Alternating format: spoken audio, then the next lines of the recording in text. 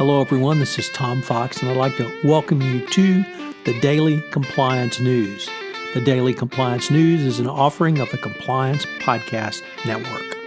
April 1, 2019, the Not the April Fool's edition.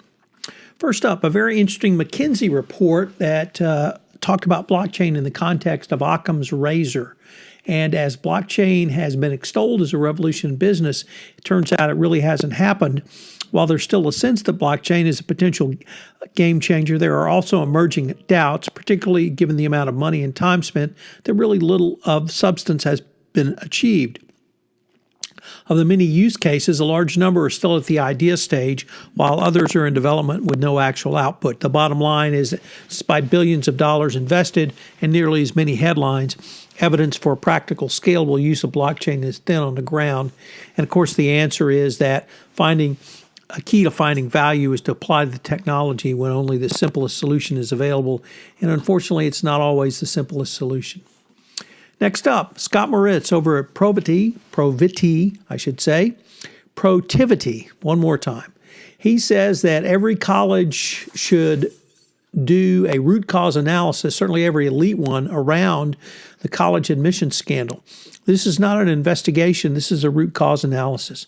Obviously, this became a part of the compliance lexicon in the release of the 2017 questionnaire by the Department of Justice around compliance programs, but it's still good advice to take a look at your admissions program from the root cause analysis.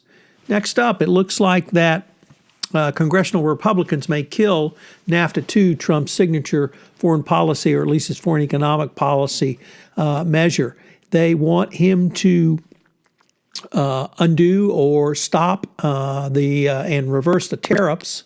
And there are a large number of GOP senators who are insisting that Trump lift steel and aluminum tariffs imposed on Canada and Mexico as a precondition for any vote. You know, when your own party says you've got to do something to get it past them, that's obviously you didn't lay the groundwork very well, although that you might say that's typical of the Trump administration. And finally, in just a stunning case, the CBS Employees Credit Union shut down as a manager has been charged with embezzling $40 million over basically 20 years. The thing about this is that the credit union was worth about $21 million. So it's pretty stunning to have this type of embezzlement go on for this long. The former employee of the credit union was arrested 2 weeks ago and remains in custody. He was the manager of the credit union.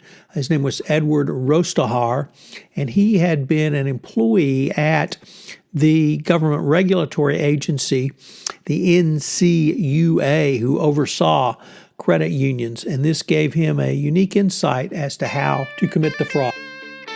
As we near the end of March and move into April, I hope you are awaiting the start of the baseball season as much as I am going forward. This is Tom Fox. If you have any ideas for the Daily Compliance News, please feel free to email me at tfox@tfoxlaw.com. I'd love to hear from you. As you may know, we've had several new offerings on the Compliance Podcast Network. One of those includes Popcorn and Compliance, where Jay Rosen and I take a look at compliance through the lens of movies, both current, contemporary movies, and classic movies. Also premiering in December. And finally, Mary Shirley and Lisa Fine have premiered their new podcast, Great Women on Compliance. I hope you will check that out. It's a great podcast series.